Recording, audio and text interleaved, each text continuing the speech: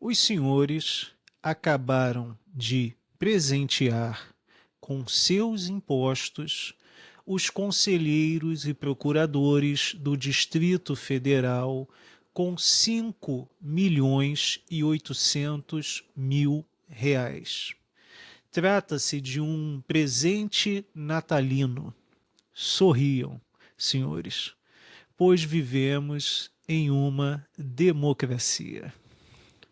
E hoje é dia 28 de dezembro de 2024. Tenho certeza que os senhores estão festejando a democracia brasileira. E os seguintes temas serão abordados neste vídeo: a falta de vacinas Brasil afora, o presente natalino que os pagadores de impostos decidiram dar para os conselheiros e procuradores do Distrito Federal e o tema principal deste vídeo. Vamos ler juntos os 11 artigos do decreto número 12.341 de 2024, que está sendo chamado de Decreto das Polícias. Bem, senhores, o Brasil tem hoje, segundo o IBGE, 5.570 municípios. É assustador quando pensamos em alguns detalhes. 5.570 prefeitos, uma miríade de vereadores e assessores, servidores públicos, e tudo isso pago com o nosso dinheiro.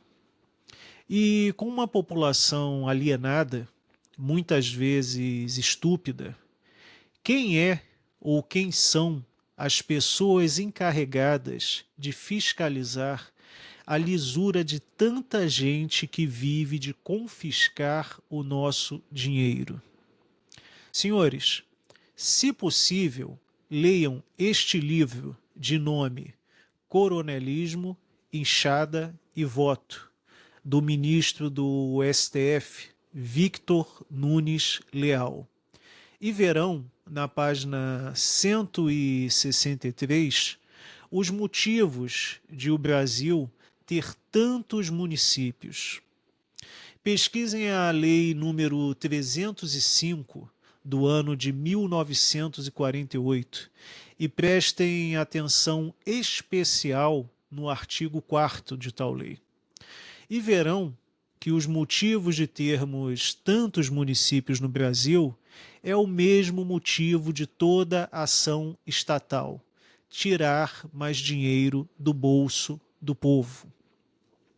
E neste cenário catastrófico de 5.570 feudos, digo municípios, em pleno governo do O Amor Venceu, a Confederação Nacional dos Municípios traz à tona uma informação estarrecedora.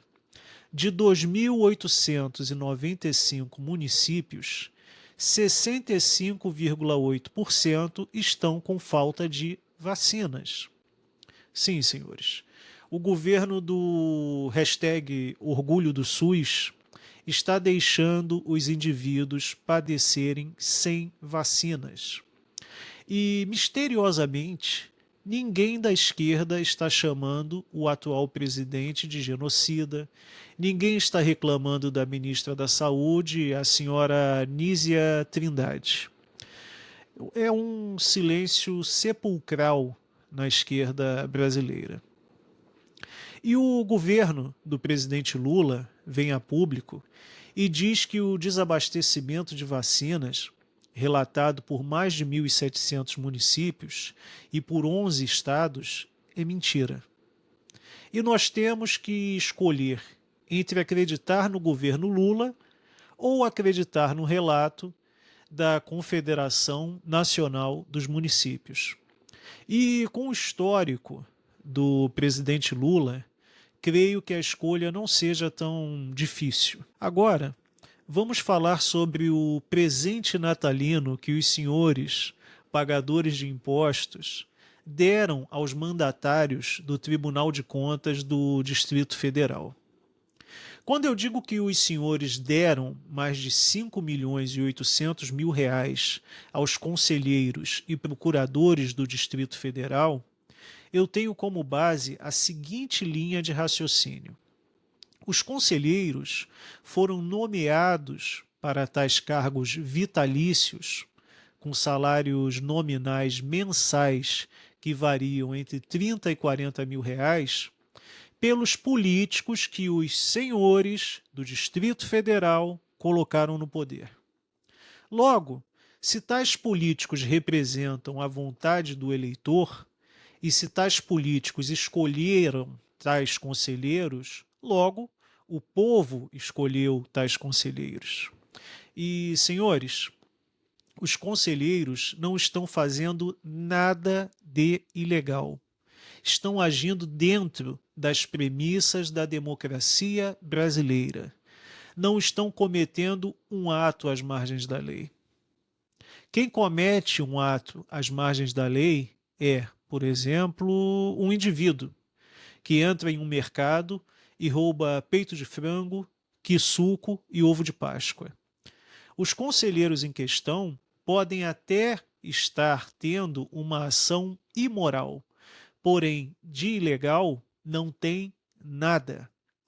E se a democracia brasileira aceita, em suas premissas, que um grupo de servidores públicos deem a si mesmo a importância de 5.800.000 reais, então o erro está nas premissas da democracia brasileira.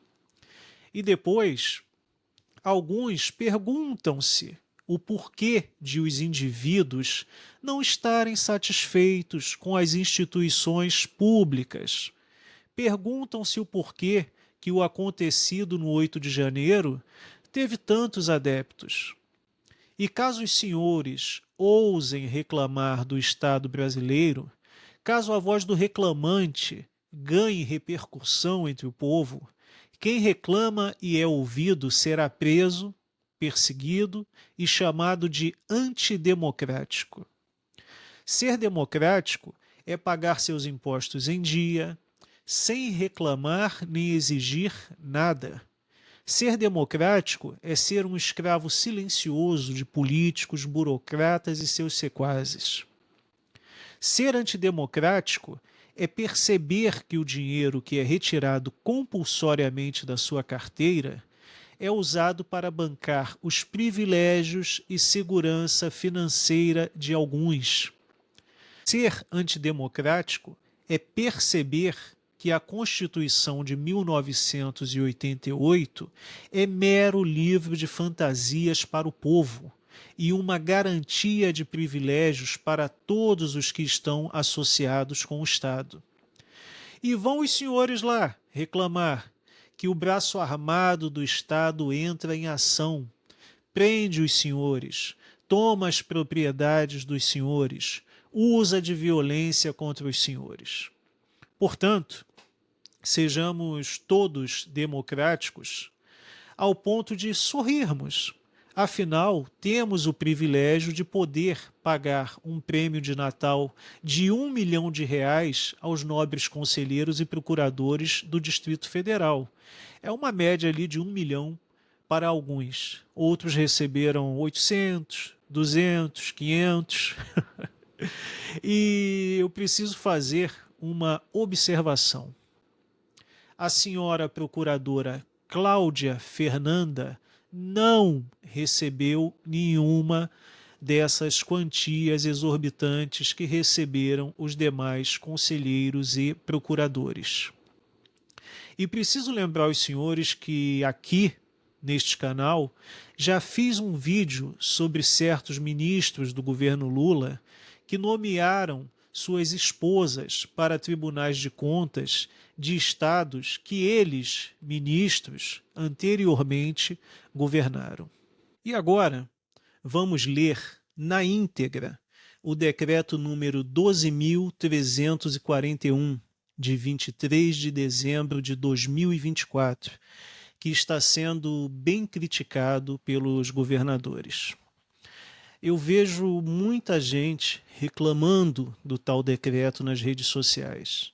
A pergunta que fica: quem realmente leu o tal decreto? Senhores, todos que acompanham este canal são cientes de que eu sempre falo: não devemos idolatrar servidores públicos, especialmente os da área de segurança. Sempre sinalizo que servidores públicos da área de segurança são o braço armado do Estado. A função prima facie de um servidor público da área de segurança é garantir a arrecadação de impostos, é garantir que o indivíduo dê parte de seu dinheiro para o Estado. E, residualmente, pode acontecer do indivíduo ser beneficiado com alguma ação que lhe garanta algum tipo de segurança. Pergunte a um servidor público da área de segurança o motivo de ele ter prendido diversos indivíduos durante a pandemia. Pergunte a um servidor público da área de segurança o motivo de ele ter prendido os iludidos que estavam pacificamente nas portas dos quartéis. Pergunte a um servidor público da área de segurança o motivo de ele ter apreendido o carro de um trabalhador que não teve dinheiro para pagar o IPVA. E o tal servidor público te dirá: só estava obedecendo ordens, só estava seguindo a lei. E, estranhamente, a lei que é válida para ser usada contra quem não deu dinheiro para o Estado, a lei que é usada contra quem não fez o que um burocrata determinou, mesmo se tratando de um crime sem vítima, não é a lei que é válida para garantir aos indivíduos saúde, educação, justiça e segurança. Ou seja, o Estado continua te cobrando dinheiro a título de te fornecer saúde, educação, segurança, justiça e tantas outras maravilhas. Porém, além de não fornecer nada do que está determinado no livro de fábulas de 1988, o Estado usa o seu braço armado contra o indivíduo, caso tal indivíduo não possa, momentaneamente, dar mais dinheiro para o Estado. Nós somos obrigados a continuar acreditando em uma estrutura falida e corrupta, e se reclamamos, o braço armado do Estado, que só obedece ordens, vem com tudo para cima de nós. Bem, senhores, depois de toda a minha verborragia, vamos ler o decreto 12.341, também chamado de Decreto das Polícias. Bem, decreto número 12.341, de 23 de dezembro de 2024. Diário Oficial da União, publicado em 24/12/2024, regulamenta a Lei 13.060, de 22 de dezembro de 2014, para disciplinar o uso da força e dos instrumentos de menor potencial ofensivo pelos profissionais de segurança pública. Então vamos lá. São princípios gerais de uso da força em segurança pública, no artigo 2º. A legalidade, ok, a precaução, a necessidade, proporcionalidade, razoabilidade, responsabilização e não discriminação. Até aqui, tudo certo. O uso da força em segurança pública deverá observar as seguintes diretrizes gerais. O uso da força e de instrumentos de menor potencial ofensivo somente poderá ocorrer para a consecução de um objetivo legal e nos estritos limites da lei. Isso é óbvio, nada de errado. As operações e as ações de aplicação da lei devem ser planejadas e executadas mediante a adoção de todas as medidas necessárias para prevenir ou minimizar o uso da força e para mitigar a gravidade de qualquer dano direto ou indireto que possa ser causado a quaisquer pessoas. Até aí tudo bem. Um recurso de força somente poderá ser empregado quando outros recursos de menor intensidade não forem suficientes para atingir os objetivos legais pretendidos. Ok? Não vai usar um fuzil contra um indivíduo que está desarmado e causando baderna na rua. Os órgãos e os profissionais de segurança pública devem assumir a responsabilidade pelo uso inadequado da força, após a conclusão de processo de investigação, respeitado o devido processo legal, a ampla defesa e o contraditório. Certíssimo. Há um tempo atrás aconteceu, eu não sei se foi no Paraná ou em Santa Catarina, numa área rural, de a polícia estar perseguindo um indivíduo que estava com uma moto com a documentação errada ou com alguma adulteração na placa. Esse indivíduo entrou dentro de uma propriedade rural, a polícia legitimamente foi atrás dele, e chegando lá, umas senhoras se meteram na confusão, atrapalhando o trabalho policial. Pois bem, o policial simplesmente deu um chute na perna da mulher e causou uma fratura exposta. Excedeu as próprias razões. Então, a meu ver, um indivíduo, para estar dentro das forças de segurança pública, com uma arma na mão, um poder de vida ou morte, de criar embaraços e problemas irreparáveis para a vida de um cidadão, primeiro, tem que ter uma honestidade acima de qualquer questionamento. Tem que ser um indivíduo muito honesto, muito correto. E não pode ser um indivíduo que está na flor da juventude, com os hormônios em ebulição e tentando provar-se ou provar alguma coisa para si mesmo.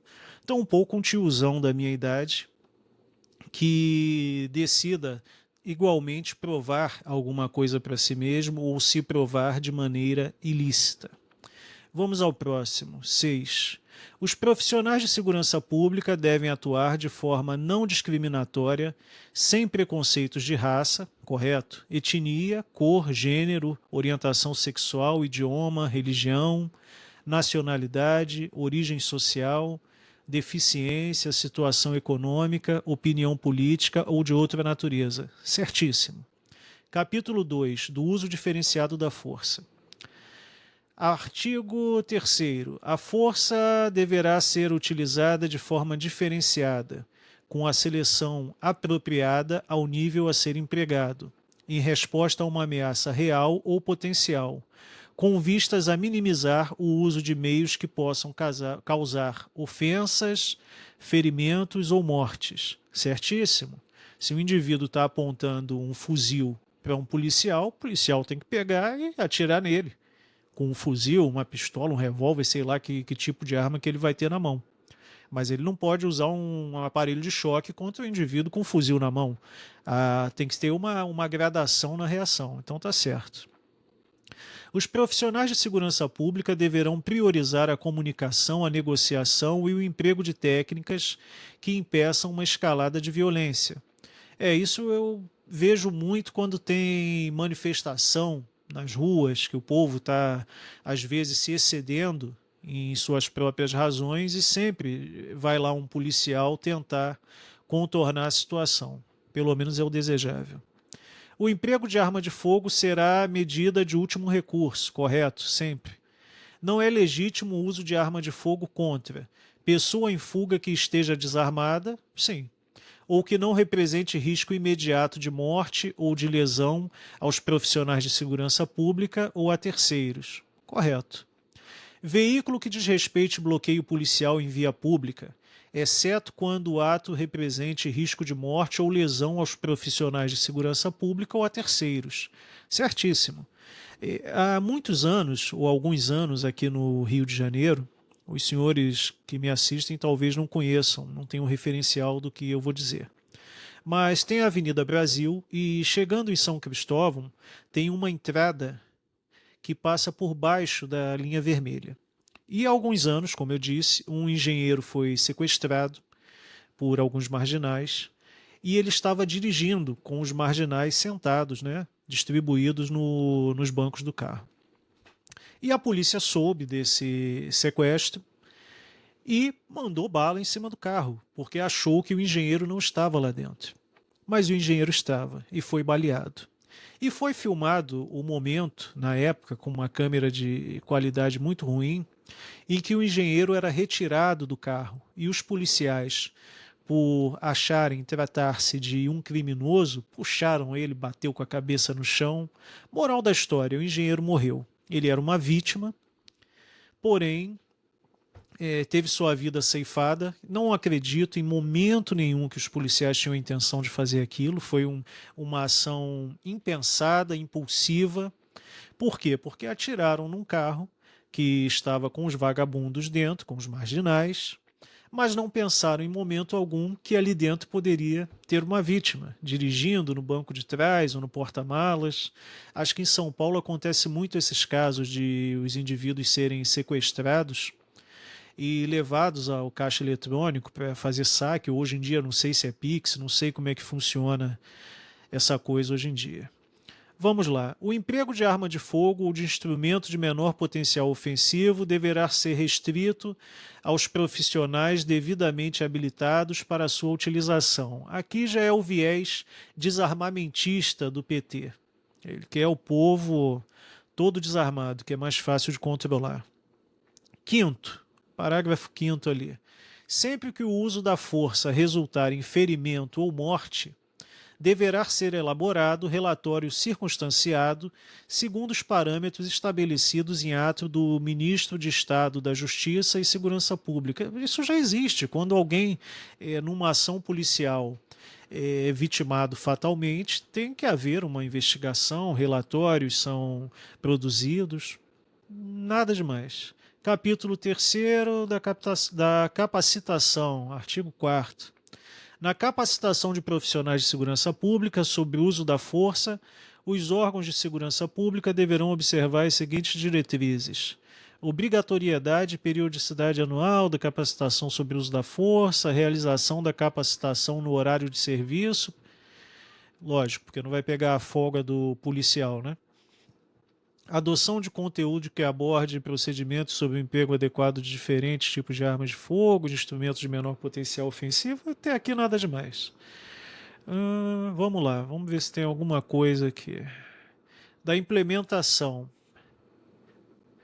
Epa, aqui surge um probleminha. Artigo 5º. Para a implementação do dispositivo da Lei 13.060, de 22 de dezembro de 2014, antiga lei, e neste decreto, compete ao Ministério da Justiça e Segurança Pública financiar, conforme a disponibilidade orçamentária, ações que se destinem a implementar o disposto na Lei 13.060, de 22 de dezembro de 2014, neste decreto.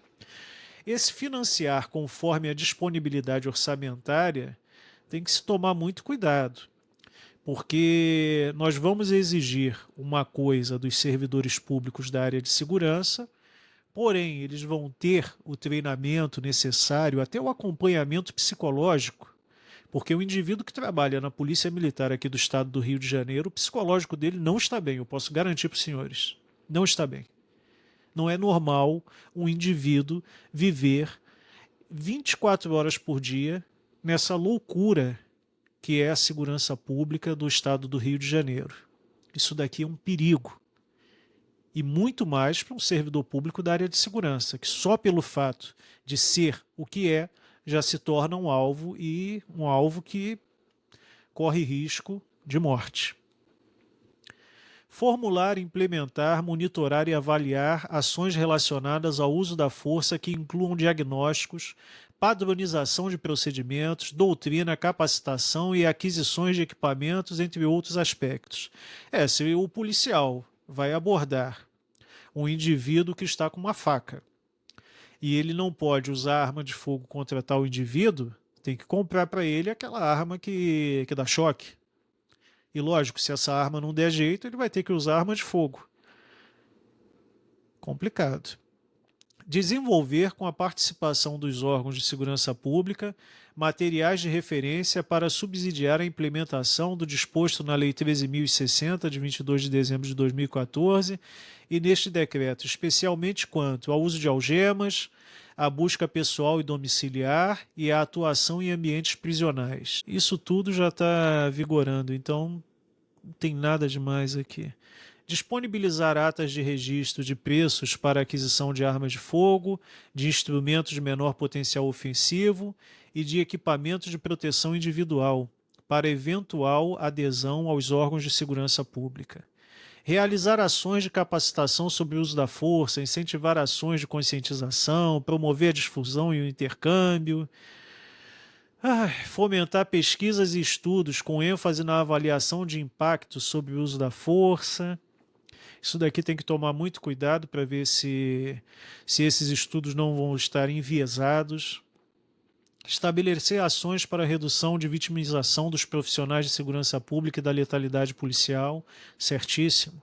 O policial não pode ficar morrendo por aí e também não tem que ter letalidade para o cidadão de bem que não está fazendo mal a ninguém.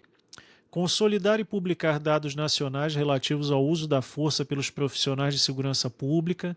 Isso também tem que tomar muito cuidado, porque pode haver uma manipulação negativa em desfavor dos servidores públicos da área de segurança. Desenvolver medidas para informar a população sobre as políticas de uso de força e como reportar condutas inadequadas na ação dos profissionais de segurança. Já existe ouvidoria, um monte de coisas. A questão é, funciona? É efetivo? Então é mais do mesmo. Para a implementação do disposto na Lei 13.060, de 22 de dezembro de 2014, neste decreto, os órgãos de segurança pública deverão observar as seguintes diretrizes: elaboração e atualização de atos normativos que disciplinem o uso diferenciado da força, inclusive de instrumentos de menor potencial ofensivo. Registro e publicação de dados sobre o uso da força. Disponibilização de equipamentos de proteção individual e de, no mínimo, 2 instrumentos de menor potencial ofensivo a todo profissional de segurança pública em serviço. Misericórdia. Mais licitação, mais dinheiro público. Tenho até medo quando penso nisso. Instituição de programas continuados de atenção à saúde mental dos profissionais de segurança pública que se envolvam em ocorrências de alto risco. Isso daqui é importantíssimo. Acabei de falar com os senhores. A mente desses indivíduos, e eu falo do ambiente que tenho mais conhecimento de maneira empírica, que é o Rio de Janeiro, deve estar muito perturbada. Muito perturbada. Implementação, monitoramento e avaliação de ações relacionadas ao uso diferenciado da força, que incluam diagnóstico, padronização de procedimentos e aquisições, entre outros aspectos. Até aqui, nada demais. Implementação de ações para a redução da vitimização dos profissionais de segurança pública e da letalidade policial. Capacitação sobre o uso diferenciado da força. Mais do mesmo. Normatização da atuação dos profissionais de segurança pública em situações que envolvam gerenciamento de crises, busca pessoal, busca domiciliar, uso de algemas e providências a serem adotadas nos casos em que o uso da força resultar em lesão corporal ou morte. Ok. Dos mecanismos de controle e monitoramento. São diretrizes para a atuação dos mecanismos de fiscalização e de controle interno dos órgãos de segurança pública na supervisão do uso da força, garantia da transparência e do acesso público a dados e informações sobre o uso da força. Ok. Disponibilização de canais de denúncia e orientações de registro e acompanhamento de reclamações sobre o uso da força nos meios de comunicação oficiais de forma clara e acessível. E nós temos que tomar sempre o cuidado para que falsas denúncias não aconteçam. Garantia do processo eficaz e transparente das reclamações sobre o uso da força. Fortalecimento da atuação das corregedorias e ouvidorias dos órgãos de segurança pública. É mais do mesmo. Meu Deus. Para fins do disposto no artigo 5º, caput, inciso 11, as ocorrências relacionadas ao uso da força serão formalmente registradas pelos órgãos de segurança pública, segundo parâmetros estabelecidos em ato do Ministério de Estado da Justiça e Segurança Pública, quando resultar em lesão corporal ou morte, envolver o emprego, a mesma coisa, mais do mesmo. Artigo 8. Ato do Ministro de Estado da Justiça e Segurança Pública instituirá Comitê Nacional de Monitoramento do Uso da Força. Eita! Com a finalidade de monitorar e avaliar a implementação das políticas relativas ao uso da força de que trata este decreto. Essa coisa aí desse comitê, aí já tem que se tomar cuidado para ver quem vai estar nesse comitê. Porque tem que ter gente da polícia lá também.